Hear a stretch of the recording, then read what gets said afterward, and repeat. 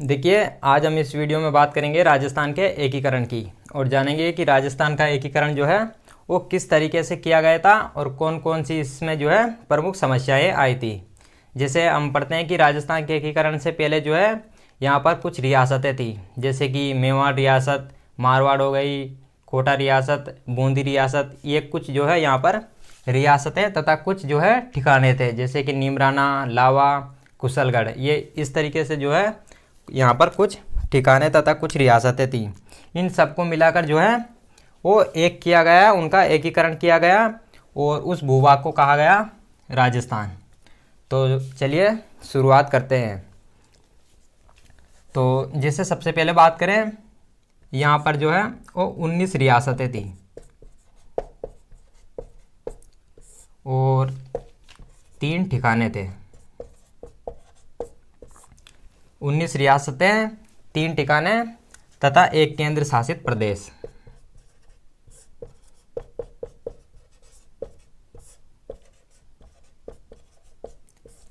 इन सबको मिलाकर जो है एक भूभाग बनाया गया, एक भूभाग का निर्माण किया गया, जिसे हम जो है वो वर्तमान में राजस्थान कहते हैं। तो जैसे बात करें ठिकानों की, ठिकाने किसे कहते हैं? जैसे मान लेते हैं ये एक रियासत है। इस रियासत में जो है वो कई प्रकार के जो है अलग अलग ठिकाने होते थे। जैसे ये जो है एक रियासत में अलग अलग ठिकाने थे। इन ठिकानों को जो है जागीर भी कह सकते हैं, जागीर, जो कि सामंतों के पास होती थी। जो रियासत में जो मुख्य भूमि होती थी, जो मुख्य क्षेत्र होता था, वो होता था राजा के पास और इस क्षेत्र को कहा जाता था खालसा भूमि। जो मुख्य रियासत में जो मुख्य भूमि होती थी उसे हम कहते हैं खालसा भूमि। और जो अलग अलग ठिकाने होते हैं वो सामंतों के पास होते थे, जिन्हें ठिकाने या जागीर कहते थे। जो मान लो कोई युद्ध में बढ़िया लड़ता था तो उसको राजा जो है वो कुछ भूमि अलग से दे देता था और उन्हीं को हम जो है वो ठिकाने कहते थे। तो ये जो है ये ठिकाने होते थे। तो इस तरीके से यहाँ पर जो है 3 ठिकाने थे और 19 रियासतें थी तथा एक केंद्र शासित प्रदेश था। जैसे जब अंग्रेज भारत में आए थे तो उन्होंने जो है यहाँ पर जैसे ये अलग अलग, यहाँ पर जो है ये अलग अलग ठिकाने हैं, तो इनको अंग्रेज़ों ने जो है वो अलग से मान्यता दे दी थी। इनको रियासतों से जो है वो अलग कर दिया था। तो इस तरीके से अंग्रेज़ों ने जो है वो 3 ठिकाने अलग कर दिए थे। जैसे सबसे पहले बात कर लेते हैं कि वो 3 ठिकाने जो है वो कौन कौन से थे। जैसे इन 3 ठिकानों की बात करें, एक था नीमराना। नीमराना जो है वो अलवर से अलग किया गया था। अंग्रेजों ने जो है इस ठिकाने को अलवर से अलग किया, अलग करा था नीमराना ठिकाने को। एक था कुशलगढ़।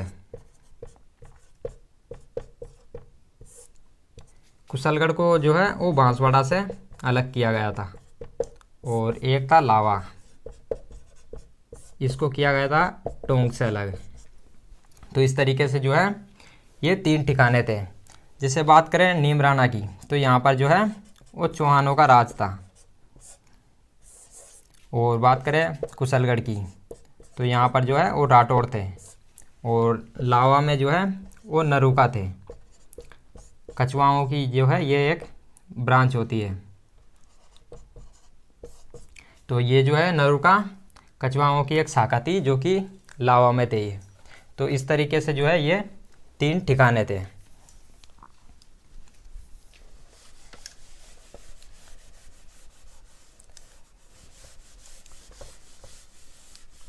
अब जैसे बात करें राजस्थान के एकीकरण की, तो राजस्थान के एकीकरण जो है ये बहुत समय पहले से ही जो है इसका प्रयास किया जा रहा था, इन रियासतों ठिकानों को जो है मिलाने का।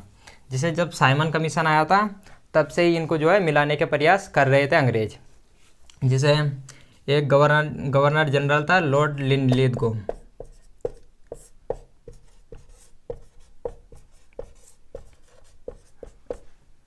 लॉर्ड लिनलिथगो, ये गवर्नर जनरल था। तो इन्होंने भी जो है प्रयास किया था राजस्थान को एक करने का, लेकिन ये भी जो है सफल नहीं हो पाया था। इसके अलावा जैसे बात करें क्रिप्स मिशन की, तो क्रिप्स मिशन आया था, उसने भी इनको जो है एक करने का जो है योजना बनाई थी। और जैसे बात करें कैबिनेट मिशन की, तो कैबिनेट मिशन जब आया था तो कैबिनेट मिशन ने जो है संविधान सभा का जो इन्होंने सिफारिश दी संविधान सभा बनाने की, और इसी के आधार पर जो है कैबिनेट मिशन आते आते ये तय हो गया था कि राजस्थान का एकीकरण जो है वो किया जाना चाहिए। तो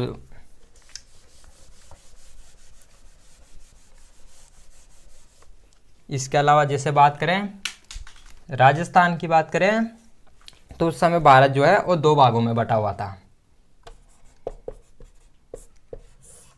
एक भारत था जिसे हम कहते हैं ब्रिटिश इंडिया, ब्रिटिश इंडिया, और दूसरी तरफ है देशी रियासतें, देशी रियासतें। ब्रिटिश भारत वो है, ब्रिटिश इंडिया वो है जहाँ पर अंग्रेज शासन करते थे, और देशी रियासतें यहाँ प्रिंसली स्टेट जहाँ पर जो है वो राजा शासन करते थे, इन्हें हम देशी रियासतें कहते हैं, और यहाँ पर जो है वो अंग्रेज शासन करते थे। तो जैसे बात करें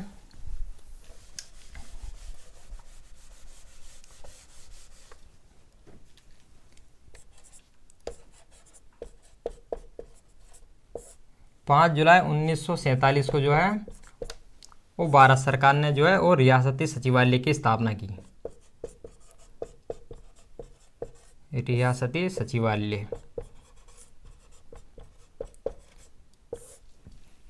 तो 5 जुलाई 1947 को जो है वो भारत सरकार ने रियासती सचिवालय की स्थापना की। इसके जो अध्यक्ष थे, इसके अध्यक्ष बनाए गए थे सरदार वल्लभ भाई पटेल को, और इसके जो सचिव थे, सचिव बनाए गए थे इसके वीपी मेनन को। तो रियासती सचिवालय ने कहा कि वे रियासतें जिनकी जनसंख्या 10 लाख से अधिक हो, जिनकी जनसंख्या जो है 10 लाख से अधिक हो तथा इनकम जिनकी आय जो है वो 1 करोड़ से अधिक हो, तो ऐसी रियासतें जिनकी जनसंख्या 10 लाख से अधिक हो तथा जो जिनकी इनकम जो है वो 1 करोड़ से अधिक है, वो अलग से रह सकती है, वो स्वतंत्र रह सकती है। बाकी सभी रियासतों को जो है आपस में मिलना होगा।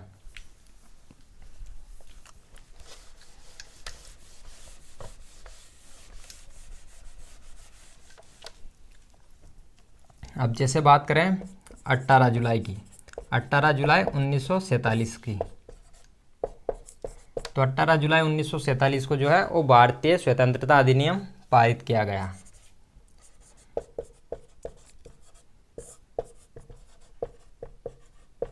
भारतीय स्वतंत्रता अधिनियम, और इसकी धारा जो 8 थी, भारतीय स्वतंत्रता अधिनियम की धारा 8 के अनुसार जो है इन्होंने एक बात, धारा 8 में एक बात लिखी थी कि जो अंग्रेजों ने जो देशी रियासतों के साथ जो संधियाँ की थी वो संधियाँ समाप्त की जाती है, क्योंकि जो देशी रियासतों के जो विदेशी मामले थे वो सभी जो है वो अंग्रेज देखते थे। तो उन संधियों को जो है भारतीय स्वतंत्रता अधिनियम की जो धारा 8 थी उसके तहत समाप्त कर दिया गया था इन संधियों को। और जैसे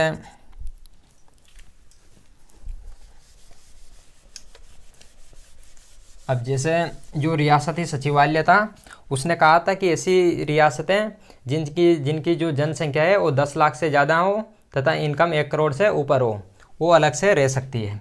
तो ऐसी जो है 4 रियासतें थी, मेवाड़, मारवाड़, जयपुर और एक थी बीकानेर। ये उस शर्त को जो है ये चारों रियासतें पूरा कर रही थी, जिनकी जनसंख्या भी 10 लाख से अधिक थी और इनकम भी 1 करोड़ से ज़्यादा थी। तो जैसे बात करें, कुल 19 रियासतें थी, तो 19 में से ये 4 जो रियासतें हैं इनको अलग कर दिया जाता है, मतलब ये स्वतंत्र रह सकती है। अब जैसे बात करें बाकी रियासतों की, तो यहाँ पर जो है वो इन 4 रियासतों का हम जो है वो कुछ नहीं कर सकते, ये स्वतंत्र रह सकती है। अब बची 15 रियासतें। 15 में से जैसे बात करें अलवर भरतपुर की बात करें, अलवर भरतपुर की, तो यहाँ पर ऐसी खबरें आ रही थी कि अलवर भरतपुर में जो है वो सांप्रदायिक दंगे जो है वो बढ़ गए हैं। तो भारत सरकार ने जो है यहाँ पर इन दोनों पर जो है वो कंट्रोल कर लिया था, नियंत्रण कर लिया था। अलवर के जो राजा थे तेज सिंह, तो अलवर के राजा जो तेज सिंह थे और इनका जो प्रधानमंत्री था वीएन खरे, इनका प्रधानमंत्री था वीएन खरे। तो इनको जो है वो भारत सरकार ने गिरफ्तार कर लिया था, क्योंकि इनका नाम जो है वो महात्मा गांधी के मर्डर केस में अलवर के राजा तेज सिंह तथा वीएन खरे का जो है इनका नाम आ गया था महात्मा गांधी के मर्डर केस में। तो इनको भारत सरकार ने जो है वो गिरफ्तार कर लिया था। और भरतपुर का जो राजा था बृजेंद्र सिंह, जो भरतपुर का जो राजा था बृजेंद्र सिंह, वो तो भारत सरकार को ही जो है सत्ता इसने सौंप दी थी।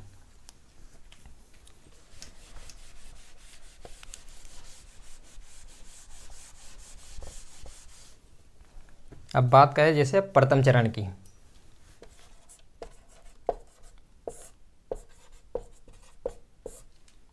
तो एकीकरण के इस प्रथम चरण को देखते हैं। तो प्रथम चरण में जो है वो 4 रियासतों को जो है वो शामिल किया गया था। जैसे बात कर लेते हैं अलवर, भरतपुर, करौली, धौलपुर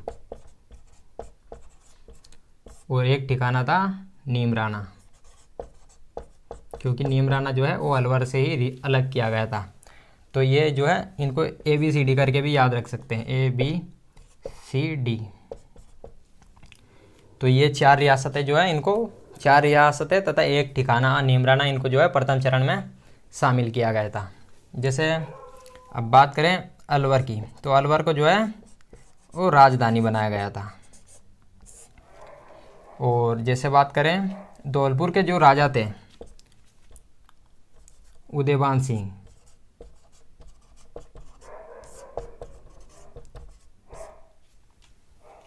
धौलपुर के जो राजा थे उदयभान सिंह, इनको जो है वो राज प्रमुख बनाया गया था। और जैसे बात करें करौली की, तो यहाँ पर करौली के राजा थे गणेश पाल, इनको जो है उपराज प्रमुख बनाया गया, उपराज प्रमुख। जैसे आज का जो राज्यपाल होता है वो उसी तरह जो है इनका यहाँ पर पद हुआ करते थे। और अलवर को यहाँ पर जो है वो राजधानी बनाया गया। धौलपुर के जो उदयभान सिंह है उनको राज प्रमुख और करौली के गणेश पाल को उपराज प्रमुख बनाया गया। और भरतपुर में जो है इस प्रथम चरण का उद्घाटन किया गया। तो इसका प्रथम चरण है, इसका उद्घाटन जो है वो भरतपुर में किया गया था 18 मार्च 1948 को। किसने किया? तो भारत सरकार के एक मंत्री थे NV गाडगिल, नरहरि विष्णु गाडगिल। इन्होंने 18 मार्च 1948 को जो है वो भरतपुर में प्रथम चरण का जो है जो राजस्थान के एकीकरण का प्रथम चरण था उसका जो है इन्होंने उद्घाटन किया था भरतपुर में NV गाडगिल ने। ये उस समय जो है भारत के खनिज मंत्री और ऊर्जा मंत्री ये NV गाडगिल थे। अब जैसे बात करें प्रधानमंत्री की, तो प्रधानमंत्री जो है वो यहाँ पर बनाया गया था गोकुललाल असावा को।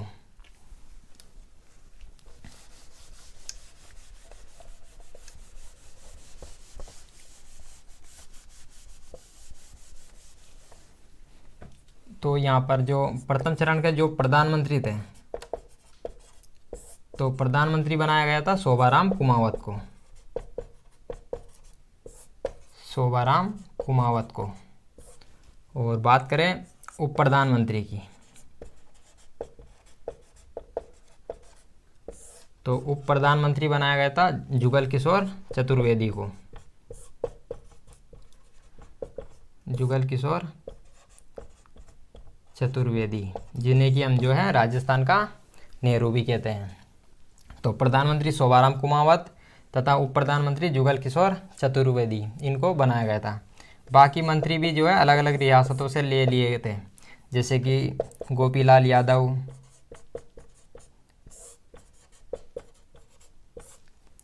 चिरंजीलाल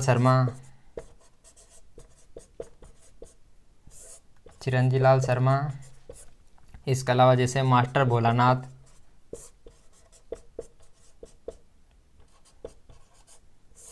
और मंगल सिंह, ये कुछ मंत्री भी जो है लिए गए थे। तो ये मंत्री थे गोपीलाल यादव, चिरंजीलाल शर्मा, मास्टर भोलानाथ और मंगल सिंह। अब जैसे बात करें प्रथम चरण की, तो प्रथम चरण की इसमें जो इन रियासतों की कुल जो जनसंख्या थी वो थी लगभग 18 लाख, और इनकी जो आय थी, जो इनकम थी, वो थी लगभग 1.84 करोड़, यहाँ के 1.84 करोड़। तो ये जो है ये राजस्थान के एकीकरण का जो है ये प्रथम चरण था।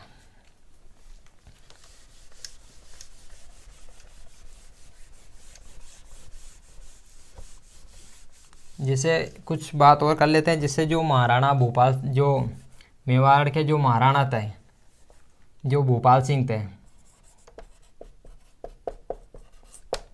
भूपाल सिंह ने सोचा कि भाई राजस्थान का एकीकरण तो किया जाएगा भारत सरकार की तरफ से, क्यों ना हम अलग से ही जो है रियासतें अपनी एक यूनियन बना लें। तो जो भूपाल सिंह थे, जो मेवाड़ के जो महाराणा थे, इन्होंने जो है वो राजस्थान, गुजरात और मालवा को मिलाकर जो है इन्होंने एक अलग से प्रदेश बनाने की जो है बात कही। और इन तीनों को मिलाकर जो है राजस्थान, गुजरात तथा मालवा को मिलाकर जो है इन्होंने राजस्थान संघ बनाने की जो है बात कही। एक अलग से जो है राजस्थान यूनियन बनाने की इन्होंने बात कही। इसके लिए भूपाल सिंह ने जो है वो 25-26 जून को जो है 25-26 जून 1946 को जो है वो उदयपुर में मीटिंग बुलाई। इन सभी राजाओं की जो है शासकों की यहाँ पर जो है 25-26 जून को 1946 को जो है एक मीटिंग बुलाई गई उदयपुर में। 22 प्रतिनिधि आए थे। तो इन्होंने कहा कि हम जो है वो अलग से राजस्थान, गुजरात तथा मालवा को मिलाकर जो है एक अलग से संघ बना लेते हैं, राजस्थान संघ को। लेकिन जो है जो 22 प्रतिनिधि थे उन्होंने जो है इनकी बात को स्वीकार नहीं किया, क्योंकि कोई भी राजा जो है वो अपने से ऊपर जो है किसी को नहीं देखना चाहते थे, कोई भी किसी के झंडे के नीचे आना पसंद नहीं करते थे। तो इनकी भी जो है ये प्रयास बेकार गया। इसके बाद 23 मई 1947 को इन्होंने दोबारा जो है यहाँ पर मीटिंग बुलाई थी। इस बार जो है ज़्यादातर तो प्रतिनिधि आए नहीं थे। तो इन्होंने भी जो है, भूपाल सिंह ने भी यहाँ पर जो है कुछ प्रयास किए थे अलग से जो संघ बनाने का।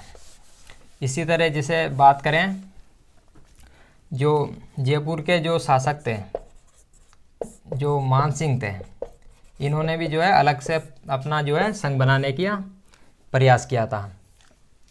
और इन्होंने मुख्यतः जो है वो करौली तथा अलवर को जो है जयपुर में मिलाने का प्रयास किया था।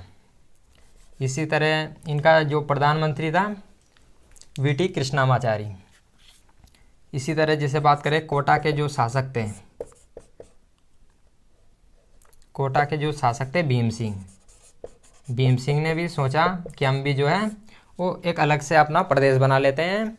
इन्होंने आड़ोती जो संघ था उसको बनाना चाहा। जो कोटा, झालावाड़ तथा बूंदी, इनको मिलाकर जो है भीम सिंह ने एक अलग संघ बनाने का प्रयास किया, हाड़ौती संघ, लेकिन इन्होंने भी जो है, यहाँ के शासकों ने भी इनको मना कर दिया। इसी तरह जैसे डूंगरपुर के लक्ष्मण सिंह थे, डूंगरपुर के जो लक्ष्मण सिंह थे, उन्होंने भी वागड़ संघ बनाने का प्रयास किया था बांसवाड़ा तथा प्रतापगढ़ को मिलाकर, लेकिन ये सब जो है संघ बनाने में जो है असफल रहे। अब हम बात करेंगे जैसे दूसरे चरण की। दूसरा चरण, तो दूसरे चरण में जो है जैसे बात करें, कुल 19 रियासतें थी। 19 में से 4 ऐसी रियासतें थी जो है वो स्वतंत्र रह सकती थी, मेवाड़, मारवाड़, जयपुर तथा बीकानेर। बची 15 में से हमने जो है वो प्रथम चरण में 4 रियासतों को मिला दिया। अब बची 11 रियासतें, तो इनको देख लेते हैं। जैसे इनमें जो है दूसरे चरण में जैसे कौन कौन सी रियासतें थी उनको देख लेते हैं। जैसे 3 रियासतें थी हाड़ौती क्षेत्र की, कोटा, झालावाड़ तथा बूंदी, ये 3 हाड़ौती की थी। 3 जो है वो वागड़ क्षेत्र की थी, डूंगरपुर, बांसवाड़ा, प्रतापगढ़। 2 छोटी छोटी रियासतें थी जैसे कि किशनगढ़ तथा शाहपुरा। एक मुस्लिम रियासत थी टोंक, और एक जो है यहाँ पर जैसे एक यहाँ पर जो है वो ठिकाना था कुशलगढ़, क्योंकि बांसवाड़ा से जो है ये इसको अलग किया गया था। तो दूसरे चरण में जो है ये 9 रियासतें तथा एक जो ठिकाना था, तो इनको मिलाकर जो है दूसरे चरण का नाम दिया गया राजस्थान संघ। राजस्थान संघ। और जो अपना प्रथम चरण था उस चरण का नाम जो है वो मत्स्य संघ रखा गया था। और मत्स्य संघ जो नामकरण था वो के एम मुंशी ने, कन्हैयालाल माणिक्यलाल मुंशी ने जो है उसका नामकरण किया था, क्योंकि उस क्षेत्र में जो है जो अलवर के आसपास का क्षेत्र था वो महाभारत काल में जो है वो मत्स्य जनपद के नाम से जाना जाता था। और दूसरे चरण जो है वो राजस्थान संघ के नाम से जाना गया। तो इन रियासतों को यहाँ पर जो है वो मिलाया गया। तो इसमें जैसे बात करें कोटा की, तो कोटा के जो राजा थे भीम सिंह को जो है वो राज प्रमुख बनाया गया। तो कोटा के जो भीम सिंह थे उनको राज प्रमुख बनाया गया। और जो बूंदी के जो शासक थे बहादुर सिंह को जो है वो उपराज प्रमुख बनाया गया।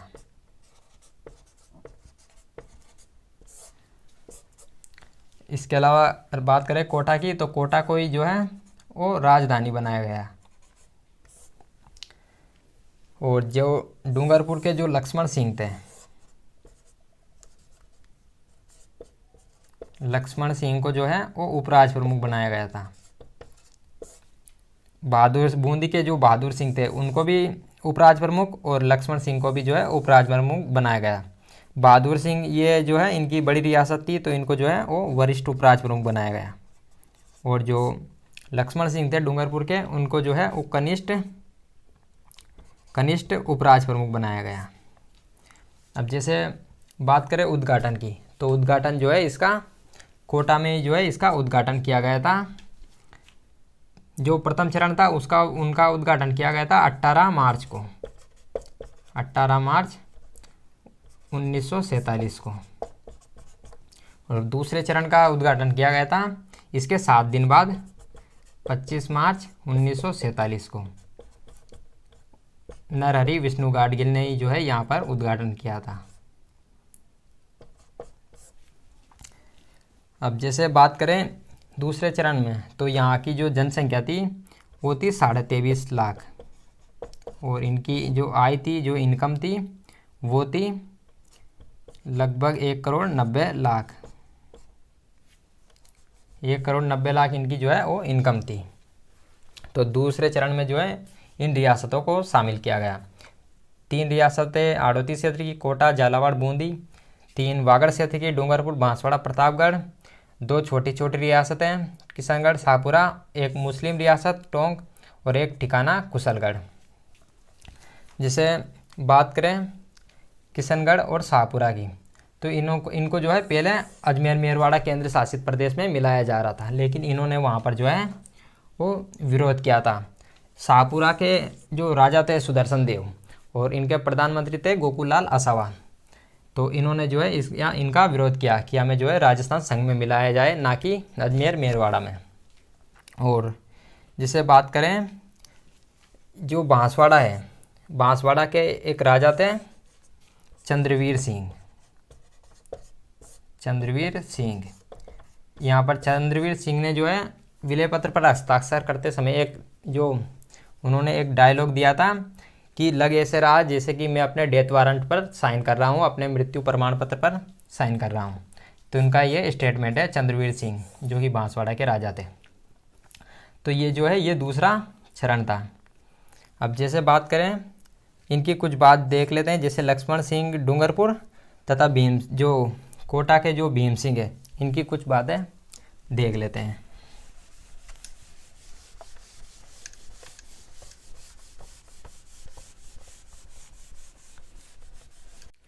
देखिए अब हम बात करेंगे लक्ष्मण सिंह डूंगरपुर की।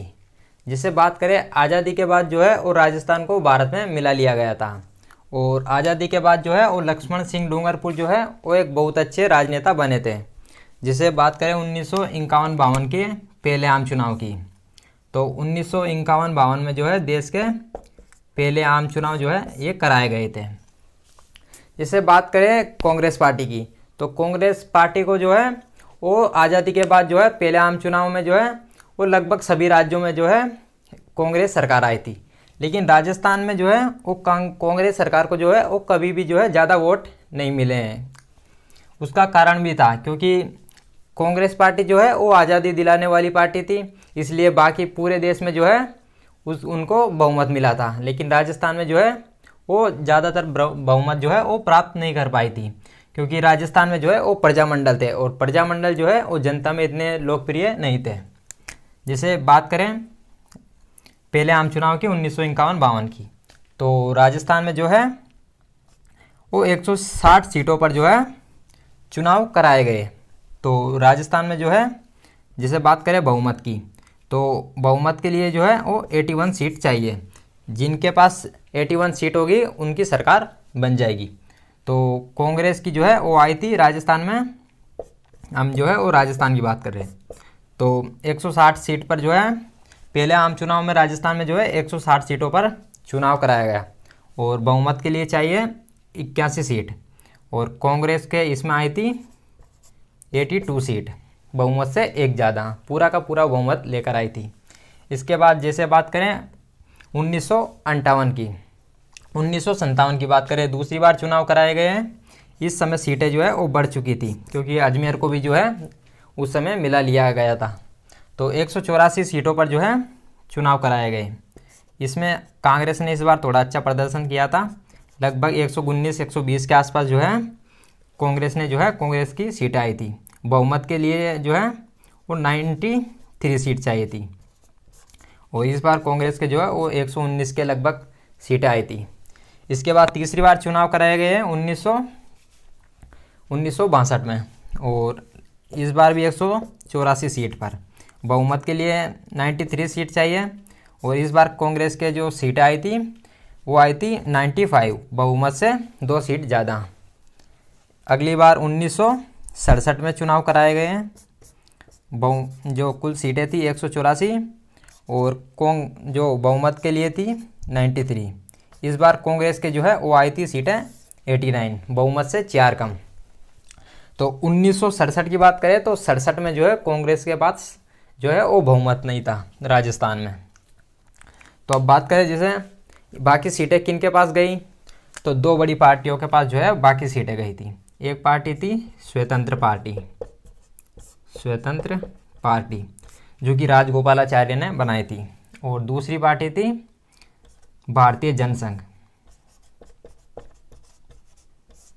भारतीय जनसंघ, ये दो बड़ी पार्टियां जो है ये सीटें, बाकी सीटें ले गई थी।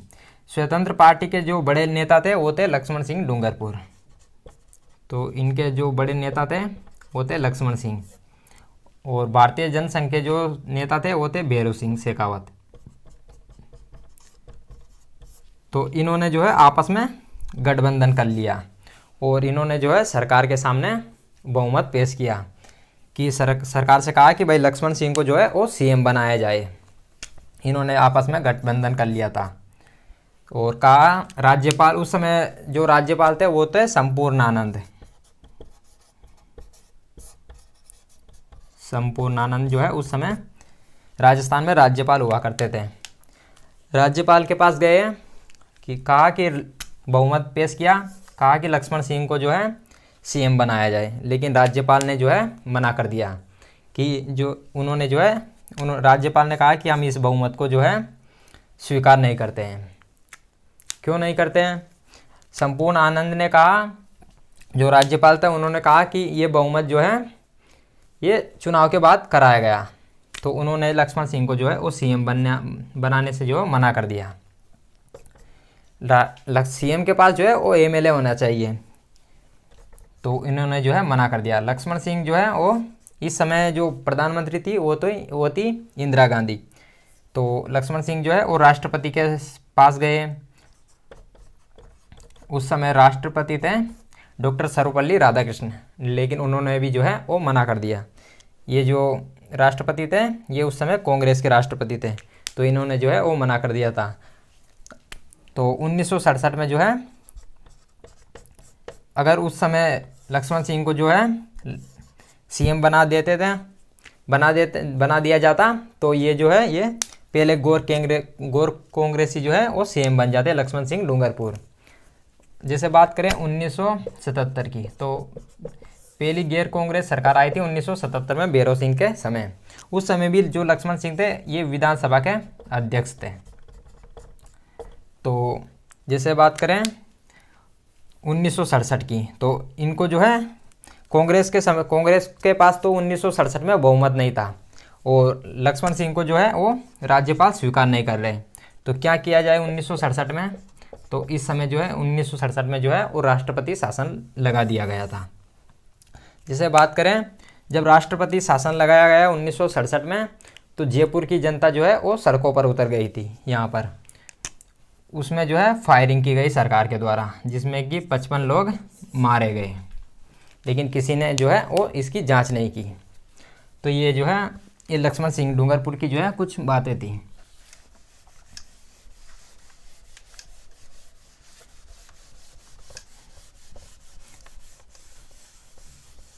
इसके अलावा जैसे बात करें लक्ष्मण सिंह की, तो इनके जो है एक भाई थे नागेंद्र सिंह।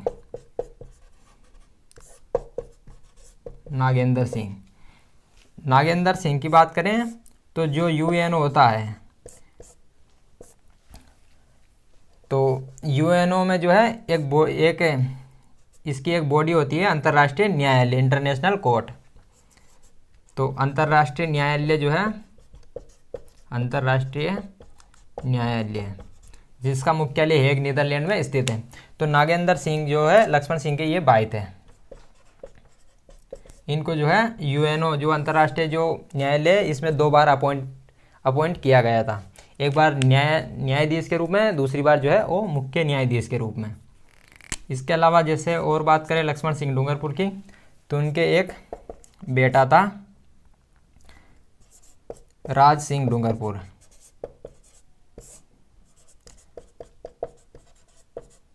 ये इनका बेटा था राज सिंह डूंगरपुर।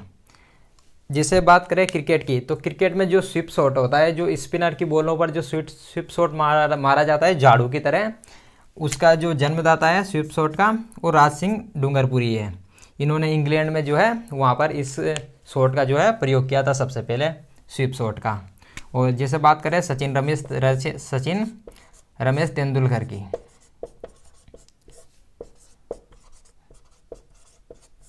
अगर बात करें सचिन तेंदुलकर की, तो सचिन रमेश तेंदुलकर को अगर क्रिकेट में कोई लाया था तो राज सिंह डूंगरपुरी जो है इनको क्रिकेट में लाए थे। तो और बात करें जैसे राज सिंह डूंगरपुर की, तो इन्होंने जो है वो शादी नहीं की थी। लता मंगेशकर के साथ ये जो है ये लिव इन के अंदर रहे थे, लता मंगेशकर के साथ। इनका भाई था हृदयनाथ मंगेशकर, जो कि राज सिंह डूंगरपुर और दोनों ये भाई थे। तो इन लता मंगेशकर ने भी जो है वो शादी नहीं की थी, तो ये दोनों लिव इन के अंदर रहे थे। इसके अलावा ये लक्ष्मण सिंह से संबंधित बातें थी। अब जैसे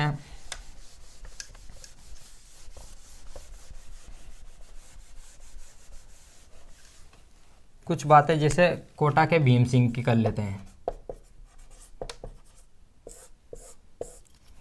जैसे इनकी एक बेटी थी, एक बात करते हैं बीकानेर की है राजा की,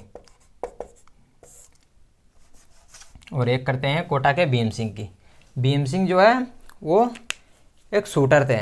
इनको जो है शूटिंग में इनको जो है वो अर्जुन अवार्ड मिला हुआ है, अर्जुन अवार्ड। और बीकानेर के जो राजा थे करणी सिंह, इनको भी जो है शूटिंग में अर्जुन अवार्ड मिला हुआ है। और इनकी भी एक बेटी थी, और करणी सिंह की भी एक बेटी थी। इनकी बेटियों को भी जो है शूटिंग में अर्जुन अवार्ड मिला हुआ है। भाग्यश्री उनका जो है, राज्यश्री इनकी बेटी का नाम था। तो ये भीम सिंह से संबंधित जो है वो बातें हो जाती है।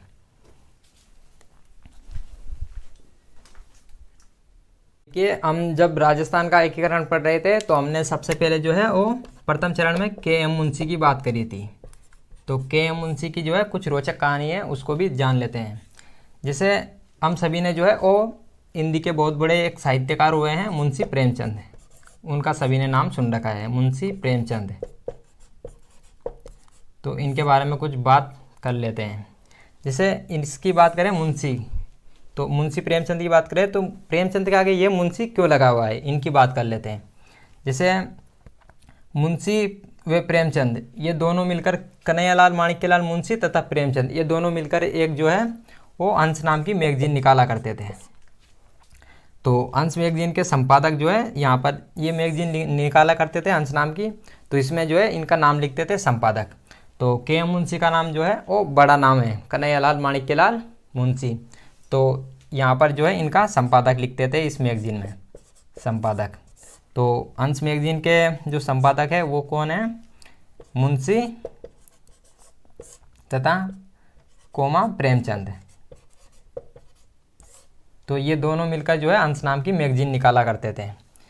धीरे धीरे जो के.एम. मुंशी है वो तो संविधान की तरफ जो है उन्होंने अपना ध्यान देना शुरू कर दिया, और यहाँ से धीरे धीरे ये कोमा जो है यहाँ से हट गया, और ये नाम जो है आपस में मिल गया मुंशी प्रेमचंद। इसलिए हम जो है वो मुंशी प्रेमचंद पढ़ते हैं।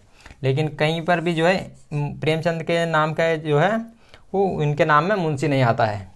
हम जो मुंशी प्रेमचंद पढ़ते हैं, ये जो मुंशी है ये के.एम. मुंशी का ही जो है नाम है।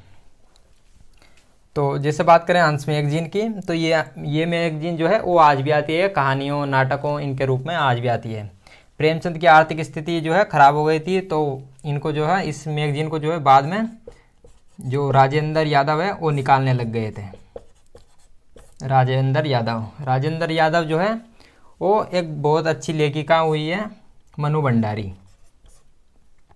भंडारी के जो है ये पति हैं राजेंद्र यादव।